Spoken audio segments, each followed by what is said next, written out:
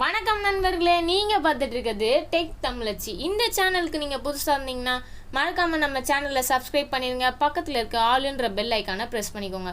இன்றைக்கி நம்ம வீடியோக்குள்ளே போகிறதுக்கு முன்னாடி ஒரு சின்ன அட்வைஸ் பண்ணிக்கிறேன்.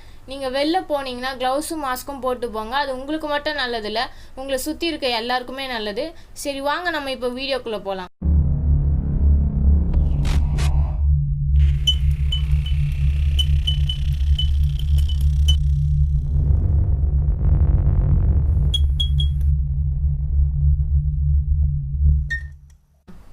இன்றைக்கி வீடியோவில் நம்ம என்ன பார்க்க போகிறோன்னா மானிட்டைசேஷன் அப்படின்னா என்னன்னு தான் பார்க்க போகிறோம். இந்த வார்த்தையை நீங்கள் அடிக்கடி யூடியூப்பில் கேட்டிருக்க வாய்ப்பு இருக்குது. தமிழில் சொல்லணுன்னா பணமாக்குதல் அப்படி சொல்லுவாங்க.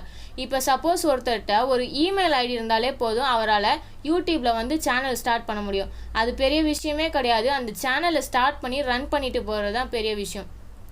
இப்போ எல்லாரும் சொல்லுவாங்க, உங்களுக்கு வீடியோவிலே இன்கம் வந்துடுதா அப்படி சொல்லுவாங்களா? அதெல்லாம் கிடையவே கிடையாது.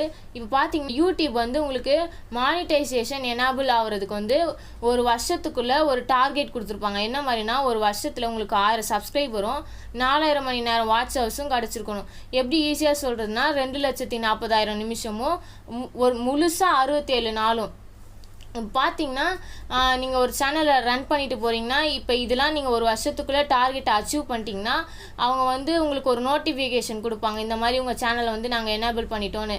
நீங்கள் போட்ட வீடியோஸ்லாம் அவங்க வந்து ஒரு வாட்டி கோ த்ரூ பண்ணுவாங்க. எப்படின்னா, உங்கள் வீடியோஸ் ஏதாச்சும் வந்து யூடியூபோட ரூல்ஸை மீறி ஏதாச்சும் பண்ணியிருந்தீங்கன்னா உங்களை வந்து பிளாக் பண்ணிடுவாங்க. அப்புறம் உங்களோட எனேபிள் ஆகாது, உங்கள் சேனல் வந்து எனேபிளே ஆகாது. அதோட உங்கள் சேனல் கோவிந்தா. சரி, இதே மாதிரி நிறைய வீடியோஸ் நாங்கள் போடுறோம். தொடர்ந்து எங்கள் வீடியோவை எங்கள் சேனலில் பாருங்கள். தேங்க்ஸ் ஃபார் வாட்சிங்.